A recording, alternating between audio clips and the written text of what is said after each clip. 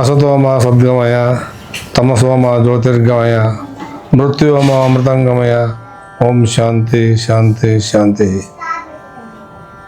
ಶ್ರೀ ಹಾಲಸ್ವಾಮಿ ಗುರುಮಠ ರಾಂಪುರ ಬಸವಪಟ್ಟಣ ಗುಂಡೇರಿ ಈ ಮಠದ ವ್ಯವಸ್ಥಾಪಕರಾಗಿ ಬಹಳ ದಿನಗಳಿಂದಲೂ ನಮಗೆ ವೆರಿಕೋಸಸ್ ಪ್ರಾಬ್ಲಮ್ಮು ಹಾಗೂ ಉಸಿರಾಟದ ತೊಂದರೆ ಇವೆಲ್ಲವನ್ನು ಎಲ್ಲ ಆಸ್ಪತ್ರೆಗಳು ಮಣಿಪಾಲ ಆಯಿತು, ಬೆಂಗಳೂರು ಆಯಿತು, ಶೃಂಗೇರಿ ಡಾಕ್ಟರ್ ಉರಾಳ್ ಅಂಥೇಳಿ ಅಲ್ಲೂ ತೋರಿಸಿದ್ವಿ, ಶಿವಮೊಗ್ಗದಲ್ಲೂ ತೋರಿಸಿದ್ವಿ.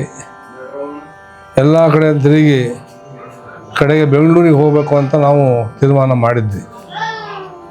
ಆವಾಗ ನಮ್ಮ ಮಗಳು, ಇಲ್ಲ ಅಪ್ಪಾಜಿ ಇಲ್ಲೊಂದು ಡಾಕ್ಟ್ರು ಭಾಳ ಚೆನ್ನಾಗಿ ಟ್ರೀಟ್ಮೆಂಟ್ ಮಾಡ್ತಾರೆ, ಹತ್ತಿರ ಆಯುರ್ವೇದ ವೈದ್ಯಶಾಲೆ ಅಂಥೇಳಿ ಝಿಯಲ್ ರಾಕ್ ಹೋಟೆಲ್ ಹತ್ರ ಅವರ ಆಸ್ಪತ್ರೆ ಇದೆ, ಅಲ್ಲಿಗೆ ನಮಗೆ ಟ್ರೀಟ್ಮೆಂಟ್ ಇನ್ನು ನೋಡ್ರಿ, ನಿಮ್ಗೆ ಗುಣ ಆಗದ ಇದ್ದರೆ ನೀವು ಆಮೇಲೆ ನಿಮ್ಮ ಮುಂದಿನ ತೀರ್ಮಾನ ಮಾಡುವಂತ್ರಿ ಅಂತ ಹೇಳಿ ಅವಳು ನಮಗೆ ಸಲಹೆ ಕೊಟ್ಟಿದ್ದರಿಂದ ನಾವು ದಂಪತಿಗಳು ಇಬ್ಬರು ಸಹ ಬಂದು ಸುಮಾರು ಒಂದು 8-10 ದಿವಸ ಹತ್ತಿರ ಆಯುರ್ವೇದ ವೈದ್ಯಶಾಲೆಯಲ್ಲಿ ಚಿಕಿತ್ಸೆಯನ್ನು ಪಡ್ಕೊಂಡ್ವಿ. ಕೆಲವೊಂದು ಡಾಕ್ಟರ್ಗಳು ಪತ್ತೆ ಹೇಳ್ತಾರೆ, ಆ ಪತ್ತೆಯನ್ನು ಮಾಡಿದ ವೈದ್ಯೋ ನಾರಾಯಣ ಹರಿಹಿ ಅಂತ ಹೇಳ್ತಾರೆ ಹಿರಿಯರು. ಹಾಗೆ ಡಾಕ್ಟರ್ ಹೇಳಿದಂಥ ಸಲಹೆ ಮೇಲೆಗೆ ಎಲ್ಲ ಕೆಲವು ಆಹಾರಗಳನ್ನು ಅವರು ಯಾವ ರೀತಿ ಹೇಳ್ತಾರೆ ಚಾಚು ತಪ್ಪದೆ ಔಷಧಿಗಳಿರ್ಬೋದು, ಅವ್ರು ಹೇಳಿದಂಥ ಪಥ್ಯಗಳಿರಬಹುದು ತಗೊಂಡು ಸುಮಾರು ಒಂದು 15 ದಿವಸ ನಾವು ಟ್ರೀಟ್ಮೆಂಟನ್ನು ತಗೊಂಡ್ವಿ. ಪ್ರತಿನಿತ್ಯ ಬಂದು ಸಂಜೆ ಮತ್ತು ಬೆಳಗ್ಗೆ ಅವರು ಹೇಳಿದ ಹಾಗೆ ನಡ್ಕೊಂಡು ಆ ಒಂದು ಆಯುರ್ವೇದ ಚಿಕಿತ್ಸೆಯನ್ನು ತಗೊಂಡ್ವಿ. ಬಹುತೇಕ ನಮ್ಮ ಅನಿಸಿಕೆ ಏನಪ್ಪ ಅಂದರೆ, ಈ ಥರ ಒಂದು ವ್ಯವಸ್ಥೆ ಹಾಗೂ ಇಲ್ಲಿಯ ಸಿಬ್ಬಂದಿ ಮುಖ್ಯ. ಡಾಕ್ಟ್ರಿಗಿಂತನೂ ಇಲ್ಲಿಯ ಸಿಬ್ಬಂದಿಗಳ ಒಂದು ಜವಾಬ್ದಾರಿ ಬಹಳ ಇದೆ.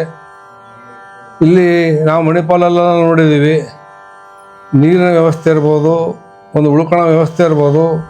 ಈ ಆಸ್ಪತ್ರೆಯಲ್ಲಿ ಬಹಳ ಯಥೇಚ್ಛವಾಗಿ ಎಲ್ಲರೂ ಸಹ ಗಮನವನ್ನು ಹರಿಸ್ತಾರೆ.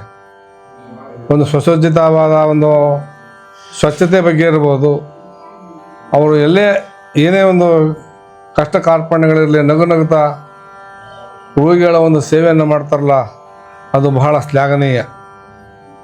ಹಾಗೆ ಎಷ್ಟೋ ಜನ ಹೇಳ್ತಾರೆ, ಕೆಲವು ಡಾಕ್ಟ್ರು ಮಾತಿನಲ್ಲೇ ಅವರು ಅರ್ಧ ಕಾಯಿಲೆಯನ್ನು ವಾಸಿ ಮಾಡ್ತಾರೆ ಅಂತ ಹೇಳಿ.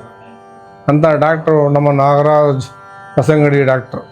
ಹಾಗೆ ಅವರ ಅಸಿಸ್ಟೆಂಟು ರಶ್ಮಿ ಮೇಡಮ್ ಅಂತ ಇದ್ದಾರೆ, ಅವರೂ ಸಹ ಭಾಳ ಚೆನ್ನಾಗಿ ಇಲ್ಲಿ ನಮ್ಮ ಹುಡುಗರು ನಾಗರಾಜ್ ಇರ್ಬೋದು, ಸಾತ್ವಿಕ್ ಇರ್ಬೋದು, ಸುದೀಪ್ ಇರ್ಬೋದು, ಜಯಶೀಲ, ಶಾರದಾ, ರೇಖಾ ಎಲ್ಲರೂ ನಮ್ಮ ಮನೆ ಮಕ್ಕಳಾಗಿಬಿಟ್ಟಿದ್ದಾರೆ.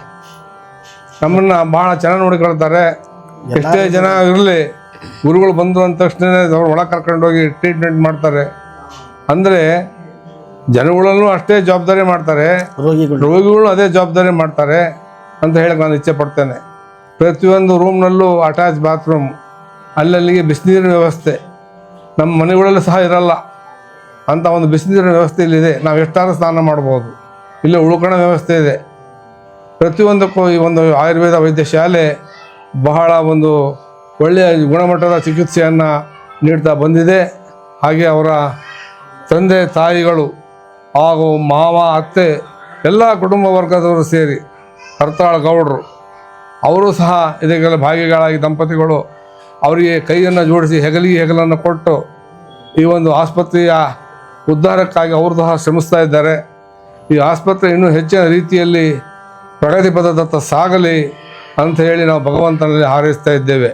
ಹಾಗೆ ಆ ಧನ್ವಂತರಿಯ ಒಂದು ಆಶೀರ್ವಾದ, ಇವರು ಗುರುಭಕ್ತರು, ಡಾಕ್ಟ್ರು ಮೊದಲು ಮೈನ್ ಗುರುಭಕ್ತರು. ದಿಂಡಹಳ್ಳಿ ಶ್ರೀಗಳು ಇಲ್ಲಿ ಬಂದು ಹೋಗಿದ್ದಾರೆ, ಹಾಗೆ ಹೊನ್ನಾಳಿ ಶ್ರೀಗಳು ಬಂದಿದ್ದಾರೆ.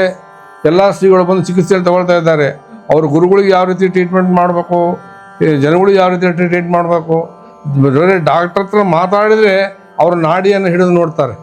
ಆ ನಾಡಿಯನ್ನು ಹಿಡಿದು ನೋಡಿದಾಗ ನಿಮ್ಮ ಅರ್ಧ ಕಾಯಿಲೆಗಳನ್ನು ಅವರು ಬಾಯಲ್ಲೇ ಹೇಳ್ತಾರೆ, ಮುಂದಿನ ಆಗು ಹೋಗುಗಳನ್ನು. ಅವರ ಧರ್ಮಪತ್ನಿ ಅವರು ಸಹ ಇವರಿಗೆ ಭಾಳ ಹೆಗಲು ಕೈ ಜೋಡಿಸಿ ಎಲ್ಲ ಕಾಳಜಿಯನ್ನು ವಹಿಸಿ, ರೋಗಿಗಳಿರ್ಬೋದು, ಕೆಲಸಗಾರರಿರ್ಬೋದು, ಪ್ರತಿಯೊಬ್ಬರಿಗೂ ಸಹ ಭಾಳ ಅನ್ಯೋನ್ಯವಾಗಿ ನೋಡ್ಕೊಳ್ತಾರೆ. ನಾವು ಮನೆಯಲ್ಲಿ ಇದ್ದೀವಿ, ಆಸ್ಪತ್ರೆಯಲ್ಲಿ ಇದ್ದೀವಿ ಅನ್ನೋ ಭಾವನೆನೇ ಬರೋಲ್ಲ. ಆ ರೀತಿ ಒಂದು ಚಿಕಿತ್ಸೆಯನ್ನು ಕೊಡ್ತಾ ಇದ್ದಾರೆ. ನೀವೆಲ್ಲರೂ ಇದನ್ನು ಸದುಪಯೋಗ ಪಡಿಸ್ಕೊಂಡ್ರೆ ನೀವೆಲ್ಲರೂ ಗುಣಮುಖರಾಗ್ತೀರಿ ಅನ್ನೋ ಒಂದು ಹೇಳ್ತಾ, ಆ ಗುರು ಹಾಲಶಂಕರ, ಹಾಲಸಿದ್ದೇಶ್ವರ, ಹಾಲಸೋಮೇಶ್ವರರು, ಆ ಬಸವೇಶ್ವರ ಸ್ವಾಮಿ ನಿಮ್ಮೆಲ್ಲರಿಗೂ ಆಯುಷ್ಯ ಆರೋಗ್ಯ ಭಾಗ್ಯವನ್ನು ಕೊಟ್ಟು ಕಾಪಾಡಲಿ. ಈ ಆಸ್ಪತ್ರೆ ಇನ್ನೂ ಉನ್ನತ ಪದದತ್ತ ಸಾಗಲಿ ಅಂತೇಳಿ ಹಾರೈಸಿ ನಮ್ಮ ಈ 4 ಹಿತಗಡೆ ಮಾತುಗಳನ್ನು ವಿರಾಮ ಕೊಡ್ತಾ ಇದ್ದೇನೆ. ಓಂ ಸರ್ವೇ ಜನ ಸುಖಿನೋ ಭವಂತು. ಓಂ ಶಾಂತಿ ಶಾಂತಿ ಶಾಂತಿ.